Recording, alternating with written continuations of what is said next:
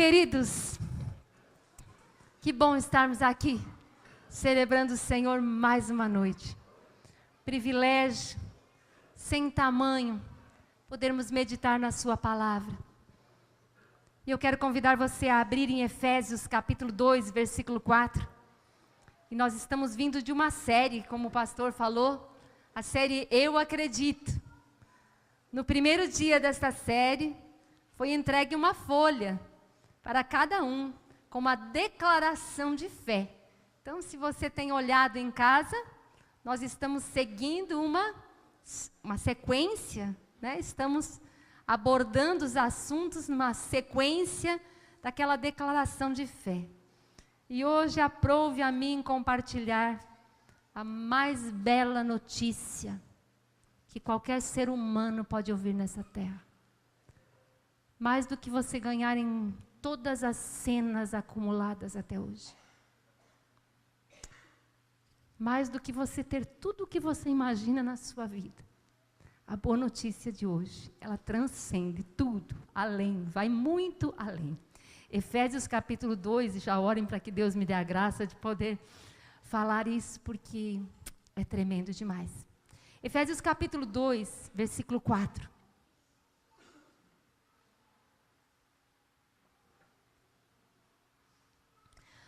Todavia, Deus, que é rico em misericórdia, pelo grande amor com que nos amou, deu-nos vida com Cristo, quando ainda estávamos mortos em transgressões. Pela graça, vocês são salvos. Diga para a pessoa do seu lado, pela graça você pode ser salvo. Deus rico em misericórdia. Começamos esta série declarando o que nós acreditamos, e essa canção expressa muito bem. Nós acreditamos em um só Deus, que se manifesta em 3 pessoas. Acreditamos em Deus, o Pai. Acreditamos no Filho, acreditamos no Espírito Santo, é um só Deus. Acreditamos que Deus bolou um plano tremendo e maravilhoso desde antes da fundação do mundo, para nos fazer habitar com eles eternamente.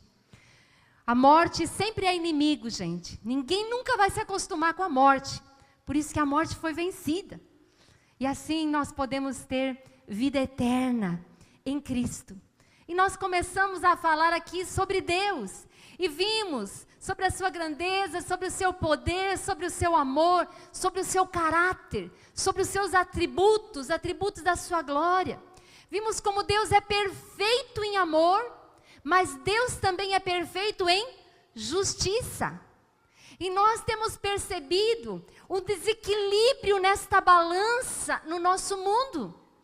Um desequilíbrio, porque Deus é amor. E isso é maravilhoso.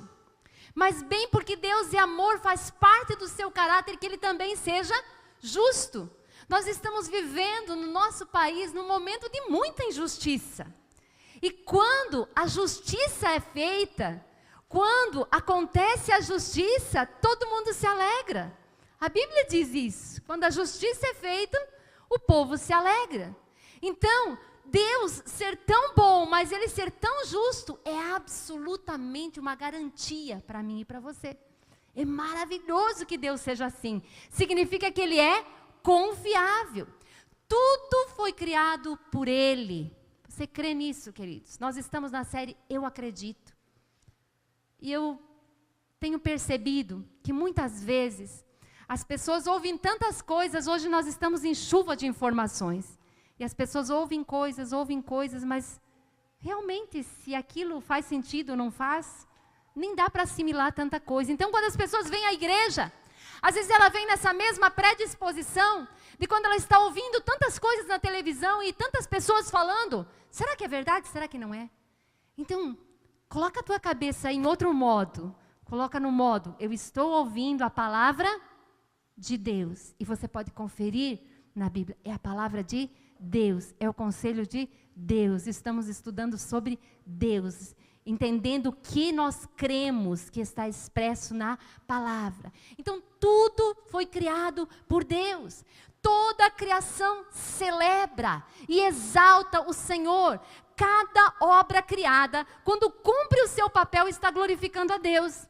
Quero que você entenda que quando a florzinha se abre, ela está glorificando a Deus, porque ela foi criada para quê? Para florir. Para florir. A água foi feita para descedentar. O sol foi feito para aquecer e tantas outras coisas. Não estou aqui falando isso.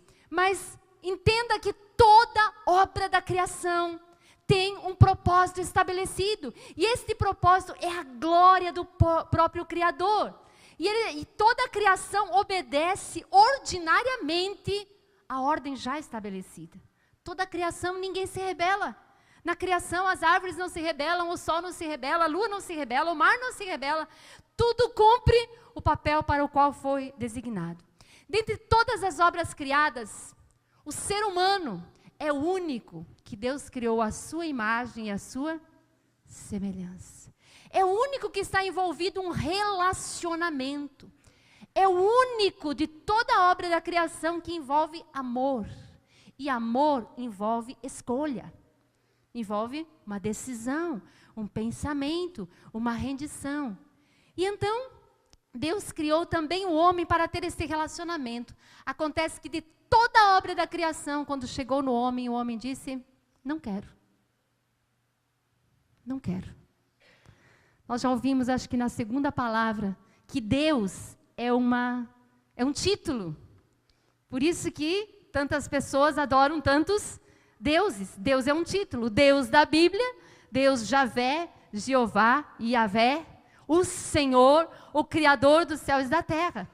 O homem, quando chegou diante de Deus, pegou a etiqueta e colou em si mesmo. E disse, eu não quero me submeter a Deus. Eu quero fazer a minha própria vontade. Quando Eva foi tentada, foi isso que ela fez. Foi isso que Adão fez. Virou as costas para Deus e seguiu o seu próprio caminho. Escolheu viver uma vida independente de Deus. Olhe um pouco para o mundo. Tudo foi criado por Deus. Tudo foi criado para Deus. E Deus criou tudo para o louvor da sua glória. Como vivem as pessoas? Quantas vivem como se Deus nem existisse? Muitos nem sequer creem que foi o próprio Deus que criou. É como tem gente que não crê que o homem foi para a lua. Modifica alguma coisa o fato dele ter ido? Não. É fato. É a verdade. É a verdade que não pode calar. Então a essência do pecado é essa independência.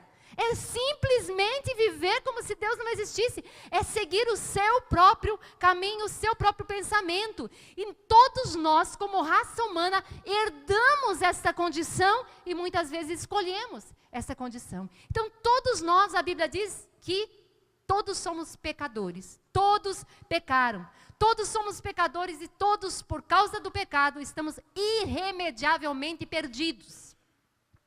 Irremediavelmente perdidos. Estamos condenados. Eu acredito que se você está aqui é porque você crê que Jesus, quando morreu e ressuscitou, reuniu os seus discípulos e disse assim, agora, vão pelo mundo e preguem o Evangelho. E aquele que crer será salvo. Se Jesus disse, vão e preguem, aquele que crer será salvo, o que automaticamente está implícito nisso? Que todos estavam perdidos. Precisa anunciar o Evangelho para que aquele que crer no Evangelho seja salvo. Se você crê que Jesus disse isso, então nós precisamos crer no que a Bíblia diz, que estávamos condenados. Totalmente. E como condenados, porque toda a criação obedece a Deus, mas o homem não obedece a Deus. Deus que é santo, Deus que é justo, Deus que é bom, tinha que vingar o pecado. Portanto, todos nós estamos debaixo do pecado e estamos debaixo da ira de Deus. Porque Deus é bom, mas Deus é justo. Eu vou dar um exemplo muito pobre. Muitas pessoas são inventores.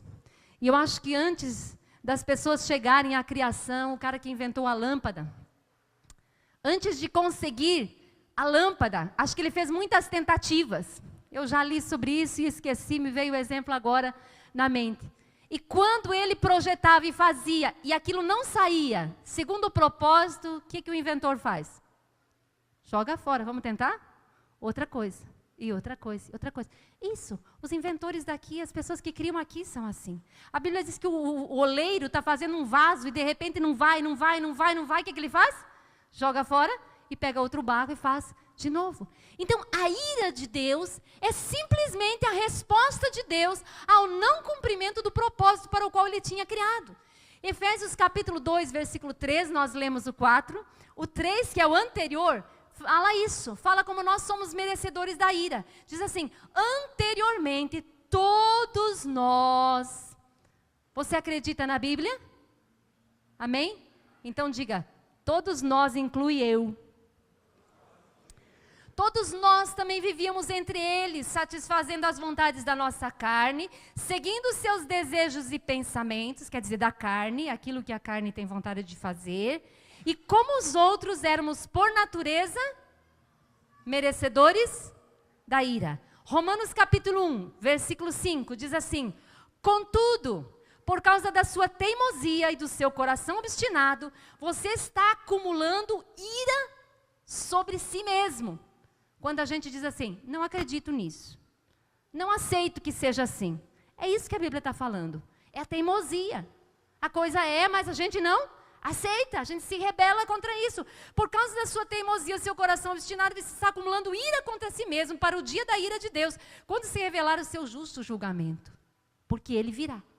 Versículo 8 diz, haverá ira e indignação para os que são egoístas, que rejeitam a verdade e seguem a injustiça. Jesus falou, a palavra de Deus é a verdade. Ele é a verdade. Ele nos enviou para pregar o Evangelho. Então, quando pensamos que alguém é justo, isso significa que é uma pessoa que vai fazer justiça, que vai julgar aquele que é culpado. Então, Deus é absolutamente bom, mas Deus é justo. Então, estamos todos debaixo da ira de Deus. Mas, o versículo que nós lemos, todavia, Deus também é perfeito em amor, é rico em misericórdia. E agora eu gostaria que você prestasse sim, toda atenção, porque você já ouviu isso 100 vezes. Se você já veio na igreja 100 vezes, você já ouviu 100 vezes. Eu vou dizer, ouça de maneira diferente hoje. Ouça para que isso faça diferença na sua vida. Que isso realmente altere o seu viver. Deus é tão perfeito em amor, que quando Ele nos viu nessa situação, Ele mesmo, por meio de Jesus, veio a esta terra. E Jesus, que é Deus, se ofereceu para sofrer a ira de Deus sobre Ele. Por isso que o sol escureceu, por isso que trevas ficaram sobre a terra. Por isso que o céu de longe viu, porque o Pai teve que virar as costas, porque a ira de Deus que devia cair sobre mim e sobre você, porque nós somos pecadores, Jesus se ofereceu e caiu sobre ele. Então Deus que é rico em amor, por meio de Jesus, o juízo de Deus sobre o pecado, caiu sobre ele aquilo que deveria cair sobre a minha e a sua vida. Portanto, Deus é perfeitamente justo em punir o pecador, mas Ele é perfeitamente amor em fazer com que você não tenha que ser condenado, mas o seu filho condenado no lugar. Deus é perfeitamente amor, mas Deus é perfeitamente justo e bom. Então, quando alguém levanta o argumento, e eu vou dizer que esse argumento é da alma, é da carne que é teimosa, que é rebelde, que está em nós, em todos nós como natureza pecadora, a gente diz assim, não, Deus é mau, onde se viu ficar castigando, agora todo mundo é obrigado a servir a Ele, porque você não está debaixo da ira, não tem escolha. Esse argumento cai totalmente por terra, quando você pensa que o mesmo Deus que tinha colocado todos debaixo da sua ira, Ele mesmo sofre a ira no lugar. Deus Filho vem e sofre a ira no lugar. E aí Jesus diz assim, todo aquele que crê em mim, recebe vida eterna. Mas aquele que não crê, aquele que rejeita o Filho, a ira de Deus permanece sobre ele. Pega essa citação que é importante, você pegar João capítulo 3, versículo 36. esse argumento cai totalmente por terra, porque Deus já provou o seu amor, Deus já provou a sua boa intenção conosco. Ninguém pode dizer Deus é injusto, Deus está querendo que todo mundo obedeça a Ele ou não tenha jeito. Não, Ele mesmo sofreu a condenação no nosso lugar. Nós cantamos aqui, Ele se deu, Ele se deu. O Pai entregou o Filho, mas o Filho se entregou. O amor de Deus já foi provado. Que diz aí, quem crê no Filho tem a vida eterna. Já quem rejeita o Filho não verá a vida, mas a ira de Deus permanece sobre ele. João 3,36. Então aqui, ó, se nós cremos, Deus já provou o seu amor. Nós cantamos tantas canções aqui, não precisamos mais pagar, porque o preço já foi pago. Tem uma canção que a gente canta, deixa eu ver se você lembra dela, e tem uma parte que diz assim, tudo pago está. Por quê?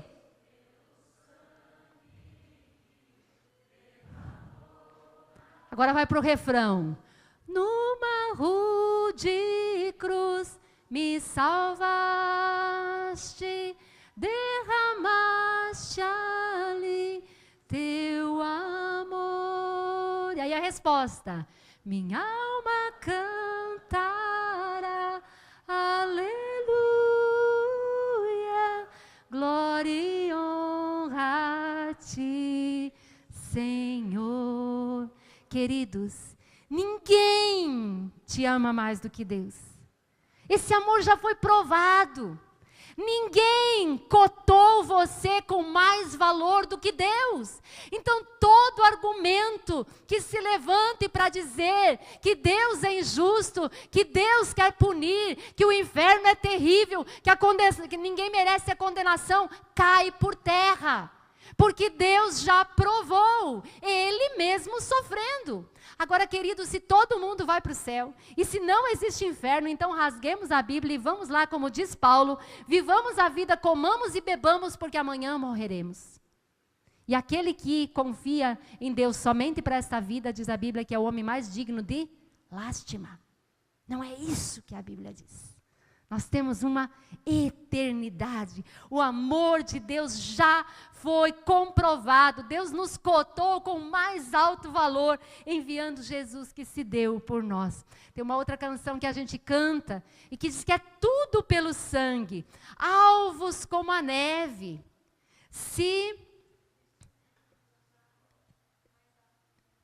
Que nos fez brancos como a neve, aceitos como amigos de Deus. O que nós éramos antes? Inimigos. Inimigos. Efésios capítulo 2, os versículos anteriores diz que nós todos éramos inimigos, pecadores, inimigos de Deus. Então agora, queridos, o quadro mudou. Se antes nós éramos pecadores e estávamos condenados, agora o quadro mudou. Antes só tínhamos a expectativa da condenação. A Bíblia fala muito disso, e você não perca os próximos, porque nós estamos caminhando para aquilo que nós acreditamos. E a Bíblia fala numa salvação eterna, e a Bíblia fala numa condenação eterna. Então nós estudaremos sobre isso também. Temos que aprender sobre todo o conselho de Deus. Então, agora nós temos escolha. Agora só é condenado quem quiser. Agora só estará perdido aquele que escolher estar perdido, porque Jesus nos aceitou. Agora Ele nos reconciliou com Deus. Mas uma coisa importante, o Evangelho é um convite. Nós cantamos repetidamente aqui que Jesus ressuscitou. Você crê nisso? Jesus está sentado à direita do Pai. Ele venceu a morte. Jesus está vivo e Ele é Deus. Então, o convite ao Evangelho é o convite que Jesus mesmo diz. Vinde a mim. Vinde a mim. Lá em João diz assim, vocês examinam as Escrituras, pensando em encontrar nelas a vida eterna, estão certos, são elas mesmas que falam de mim. Mas olha o que Jesus diz. Mas vocês não querem vir a mim para que tenham vida. Então, muita gente simplesmente não quer. Essa semana nós tivemos rede de homens. Quem foi na rede de homens? Estava benção? Glória a Deus.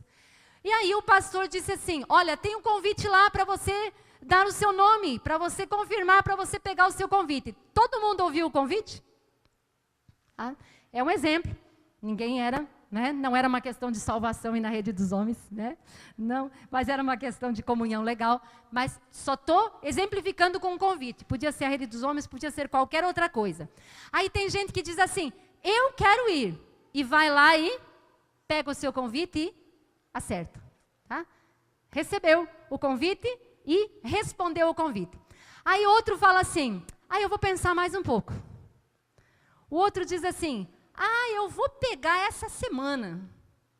E o outro diz assim, vou deixar quieto isso aqui, se ninguém mais me falar nada, não mexo mais nesse assunto. E o outro sai de fininho. Quantos aceitaram o convite? Você entendeu a comparação? O evangelho é um convite. Vinde a mim. Todo aquele que crer no Filho tem a vida eterna. É um caminho, tá? Mas aquele que não crê no Filho, que rejeita o Filho, sobre ele pesa a ira de Deus. Continua na mesma situação de antes. Então o evangelho é um convite. E como Jesus está vivo, você precisa entender que de toda a obra da criação, único relacionamento, única obra criada que envolve um relacionamento é o homem. Somos nós. Um relacionamento com Deus, onde Deus espera a nossa resposta. Ninguém pode ser obrigado a ter a salvação é um convite, mas todos precisam responder a este convite. Você precisa abrir o seu coração. O evangelho, querido, é o poder de Deus para a salvação de todo aquele que crê. E preparando a palavra essa semana, eu dizia, olha, a palavra é tão maravilhosa, mas hoje precisa milagres. Mais do que ver mortos ressuscitando fisicamente aqui, mais do que ver aleijados andando, mais do que ver cegos enxergando, hoje precisa milagres aqui. Porque crer e abrir o coração para ser salvo é o maior milagre. E você pode ser salvo nesta noite. O título da mensagem de hoje é Salvo. Você tem certeza? Você tem certeza? Você pode ser salvo hoje à noite, basta você crer. Toda a humanidade está caminhando para esses dois destinos. Só existe isso, Deus tomou a iniciativa e agora você precisa responder. Eu quero colocar 3 questões, a Bíblia resume esse tema em pelo menos 3 questões básicas que todos precisam aceitar para serem salvos. Eu acho que o Jefferson até tem lá esse quadro. Primeiro ponto, o que a Bíblia diz? Todos pecaram. Logo, eu sou um pecador. Se você crê nisso, eu digo todos pecaram e aí você reconhece o resto. Se você crê, estou pregando o evangelho para você hoje. Primeira verdade, todos pecaram. Logo, eu sou um pecador. Segundo, o salário do pecado é a morte, a condenação. Eternidade terrível. O salário do pecado é a morte. Logo, eu estou condenado. Se todos pecaram e eu sou pecador, o salário do pecado é a morte, logo, eu estou condenado à morte. Terceira verdade, Jesus morreu para pagar a penalidade dos meus pecados. Logo, eu posso ser salvo. Eu posso ser salvo. O evangelho é um convite. Quem vai crer, quem vai responder. Deus tomou essa iniciativa. Então, como eu posso ser salvo? E aqui vamos entrar numa parte bem prática, por meio do arrependimento e da fé. Quando você vai ouvindo a palavra, queridos, o evangelho é o poder de Deus para a salvação de todo aquele que crê. Então, nesse momento, de acordo com a Bíblia, há um poder sendo liberado aqui, porque o evangelho está sendo pregado. E o Espírito Santo está aqui trabalhando no teu coração, se você estiver abrindo, se você estiver desejando, amando a Deus, se você está com o teu coração aberto, o poder de Deus está aqui. Então, quando nós vamos ouvindo a palavra, o que acontece? A Bíblia diz que o Espírito Santo vai nos convencendo acerca dos nossos comportamentos, acerca da maneira como nós vivemos a vida até aqui. E a gente vai sentindo que, de alguma maneira, a vida que nós vivemos até aqui era uma vida sem sentido. É uma vida que espiritualmente não tinha sentido e não tinha um destino certo. E não havia uma certeza. Isso vai trazendo um arrependimento. Isso vai trazendo um arrependimento no teu íntimo, no teu coração. E um desejo de ter uma mudança de vida. Você começa a confiar em Jesus. As palavras que eu estou falando começam a fazer sentido para você. Esse é o arrependimento. Começa a fazer sentido. Começa a deixar de ser um discurso. Começa a deixar de ser uma palestra. E começa a ser a palavra viva de Deus que vai entrando. E é importante, queridos, falando em arrependimento e fé, que o mero remorso por atitudes que a gente faça não significa arrependimento. O arrependimento é assim, ó, Jesus morreu na cruz, porque nós estávamos perdidos, escravos do pecado. E então nós estávamos vivendo no pecado e neste mundo, que é inimigo. Então Jesus nos salvou e Ele nos chama. E nós então atendemos ao pedido de Jesus. E eu quero que você compreenda que arrependimento significa mudança.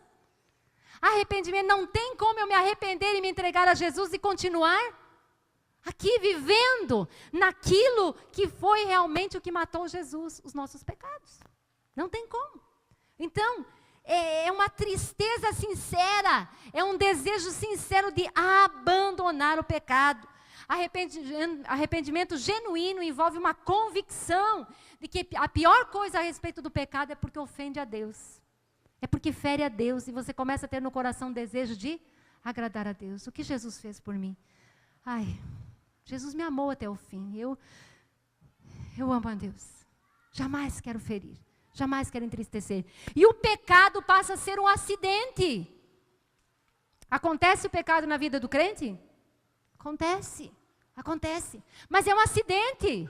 Não nos acostumamos mais com ele. Não gostamos mais dele.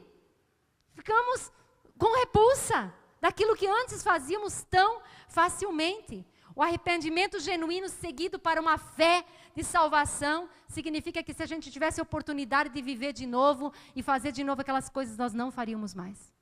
Agora nós renderíamos a nossa vida a Jesus. Ele como dono. Antes nós estávamos mortos, cauterizados, mas então o Evangelho chega a você e você recebe vida. E eu creio que nessa noite muitos aqui estão recebendo vida. Mesmo mortos nos seus pecados, quando o Evangelho é pregado, é soprado vida. E quando a vida de Deus é soprada, você enxerga, como não enxergava antes. De acordo com isso, queridos, de acordo com isso, a Bíblia diz que nesse momento que você crê, você é regenerado. Pensa aqui numa mulher grávida, ela está gerando, né? A Dainha está gerando a Cecília. E você um dia foi gerado. E o que significa ser regenerado? Você está nascendo de novo.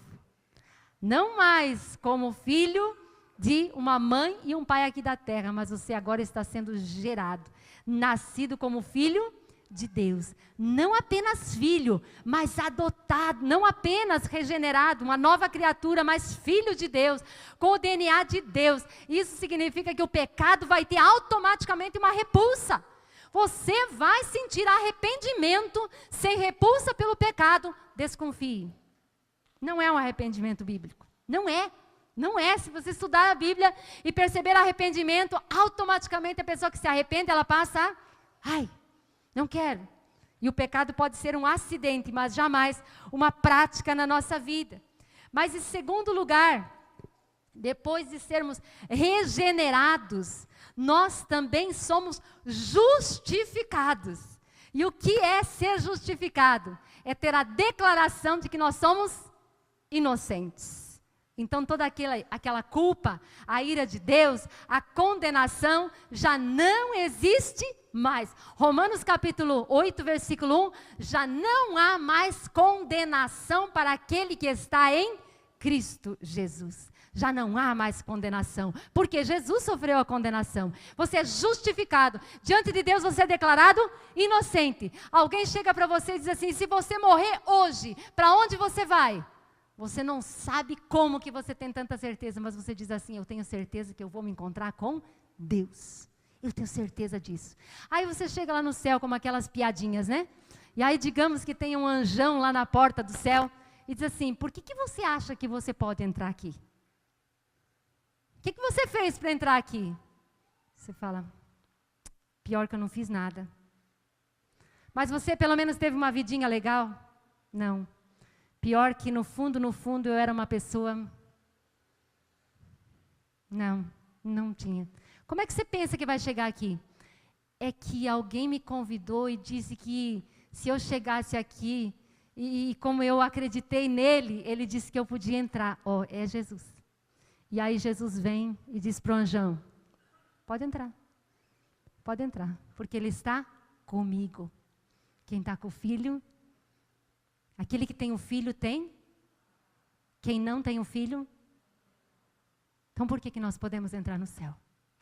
Por causa dele, pelos méritos dele, por aquilo que ele fez. Nós nunca conseguiremos.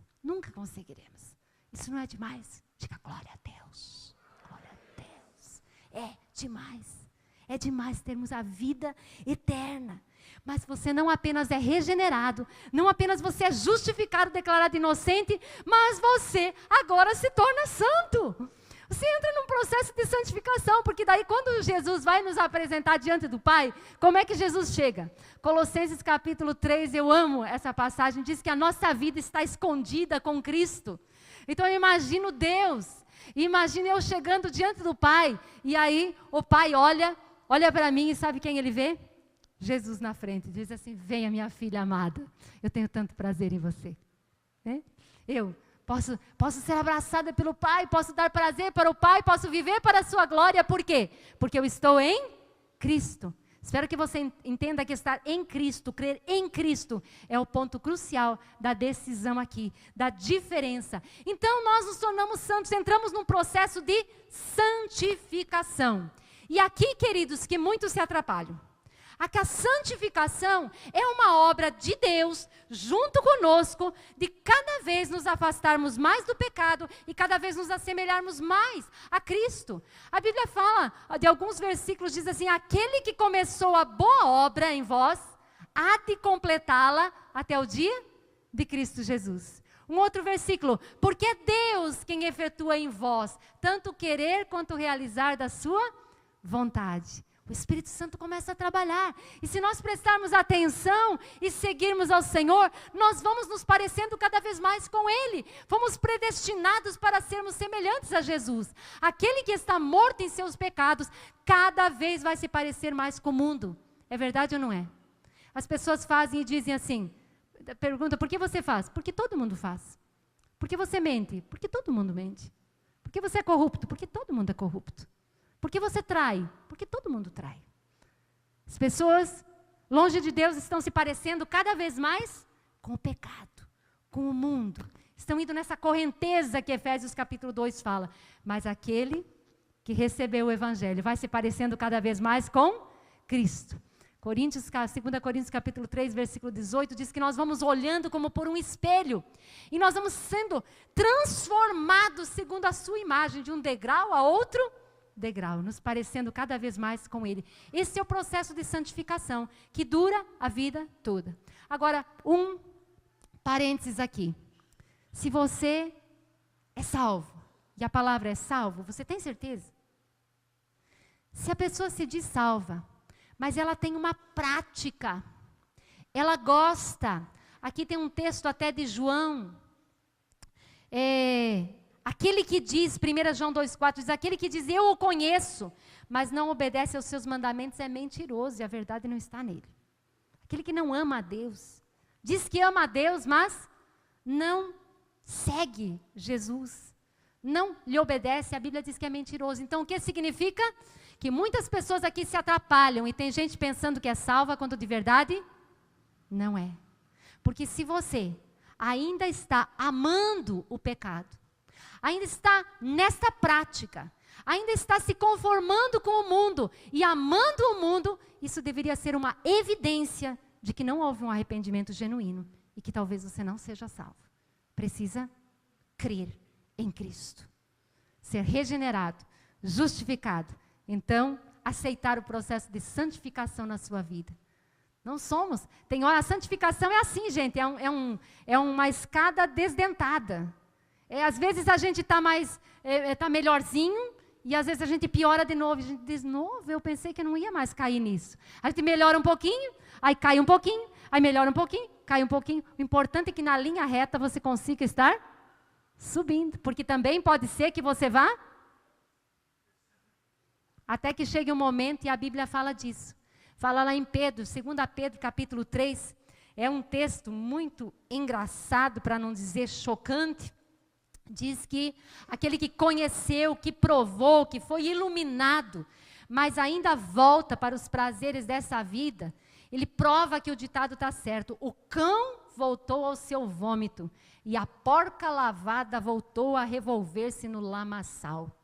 Um porco gosta de lama. A natureza pecadora vai gostar do pecado. Mas quando você crê no Evangelho, você tem uma nova natureza, o DNA de Deus. Regeneração, justificação, santificação e, por fim, glorificação. E eu estou aqui terminando.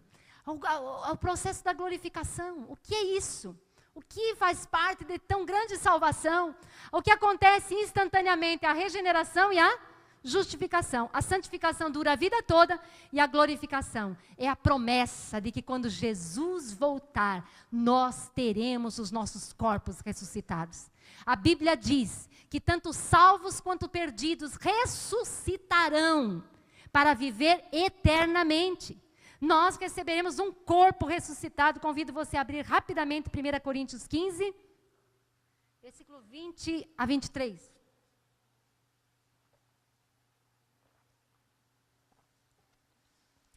O fato de Jesus ter ressuscitado é a garantia que todos nós ressuscitaremos também. Esse assunto é tão pouco falado, nos concentramos tanto em pensar que já vamos estar com Deus, que nem lembramos que Deus não terminou a sua história, que tem uma vida que é eterna. Sabe tudo de bom que existe nessa vida? Você gosta da vida?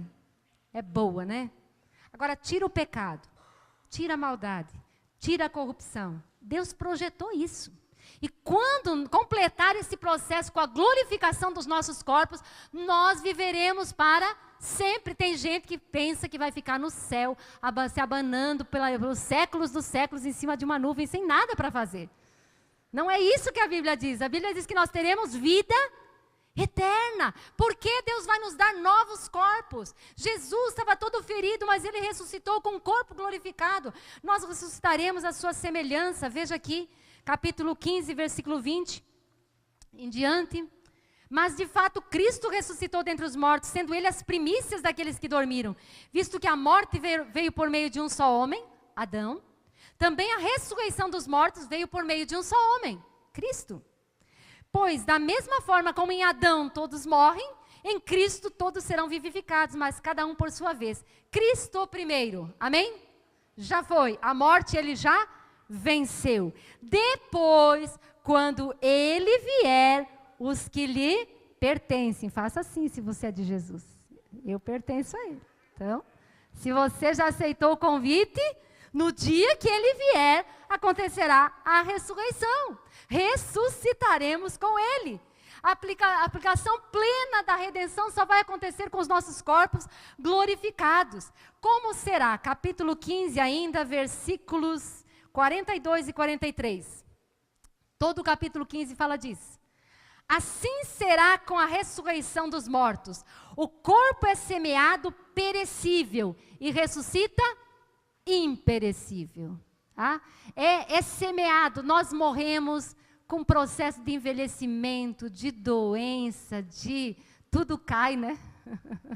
Tudo cai, tudo despenca, a beleza vai, o cabelo some, né? E assim por diante.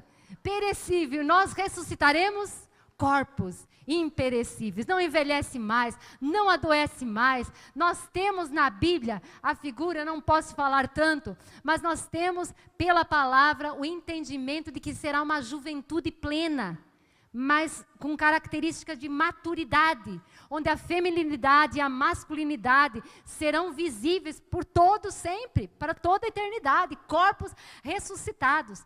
Que mais? O corpo é semeado em desonra e ressuscita em glória. o que significa isso. Insinuação talvez da beleza e da falta de atração que os nossos corpos vão tendo aqui, mas dizendo que vai ressuscitar em glória. Quando você pensa num corpo glorioso, o que você pensa? Muito lindo, muito belo, sem defeito. Um corpo que não será desonroso, mas será glorioso em sua beleza. E se nós entendermos se esses textos significam isso, exatamente lá em Daniel diz que nós vamos resplandecer como as estrelas. E Jesus fala em Mateus, no capítulo 5, que nós, os justos, brilharão como o sol no reino do meu Pai. Então, talvez a gente tenha aquelas auréolazinhas, né? No entanto, o que Jesus, o corpo glorificado de Jesus, como ele está? Não quero que você fique pensando em auréola, quero que você pense que ainda não se consumou, se consumará a ressurreição dos nossos corpos. Continua dizendo aqui, é semeado em fraqueza e ressuscita em poder. Fraqueza física. Quando a gente está com 50, a gente diz, ai, onde é que estão meus 18? E fraqueza espiritual, a gente tem que ficar forte, porque quantas vezes a gente cai, morre em fraqueza, mas ressuscita em poder. Significa toda a capacidade para se sujeitar a Deus e obedecer a Ele. Glória a Deus. Não haverá mais nada que nos afaste dele. E por fim é semeado um corpo natural e ressuscita um corpo espiritual. Não é a ideia de ausência de corpo físico, porque Jesus ressuscitou com corpo. Alguns duvidaram, Jesus falou, vem aqui, me toca. Um espírito não tem carne e ossos como vocês veem que eu tenho.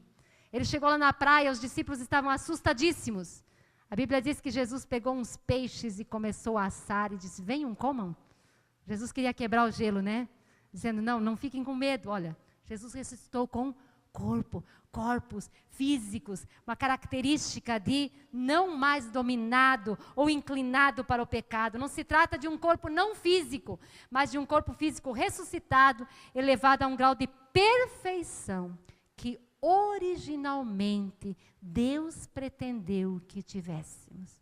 Volta lá no Éden, antes do pecado. O homem foi criado para ter vida eterna, com toda esta maravilha desta vida que é tão maravilhosa. E assim nós receberemos corpos apropriados para viver eternamente em novos céus e nova terra. Uma noticiazinha bíblica para você. Todo mundo diz que a gente vai para o céu, né? Você aprendeu? Que a gente vai para o céu.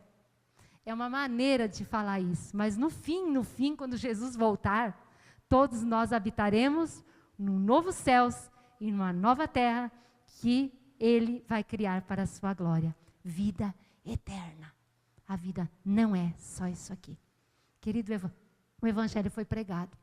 E se você abrir o seu coração, vou convidar o louvor, pedir que você feche os teus olhos ainda sentado. Você tem certeza da sua salvação? Isso é um milagre, não tem coisa a ver com a igreja, tem a ver de você crer em Jesus. Você pode ser transformado hoje. Talvez você venha na igreja há 20 anos. Talvez foi em outra, né? Marechal está aqui há bem menos tempo que isso. A verdade que liberta. Mas você nunca de verdade creu em Jesus. Você pode pedir a Deus, abre meu coração agora. Jesus já fez isso lá na cruz, mas se te ajuda, diz, Jesus me salva hoje. Me salva hoje. Eu creio em ti. Eu creio na tua cruz. Eu creio no teu sacrifício. Espírito Santo de Deus, o teu poder, Senhor, para salvar está aqui. Deus, como crerão se não há quem pregue? Senhor, mas quando há a pregação, a fé é gerada por ouvir e ouvir a tua palavra. Senhor, faz uma obra no coração de cada um que aqui está. Aquele que já crê em ti, que a partir de hoje a sua fé seja renovada e compreenda o que é viver para a tua glória. Aquele que está se aproximando, que está pensando em ti, mas ainda não tomou uma decisão, ainda não teve um verdadeiro arrependimento, Espírito Santo, opera neste coração agora, trazendo arrependimento e fé para a salvação. Senhor, eu creio que milagres estão acontecendo aqui, que vidas estão sendo transformadas, que vidas jamais serão as mesmas a partir de hoje, porque elas estão abrindo o coração para crer em Ti, Jesus.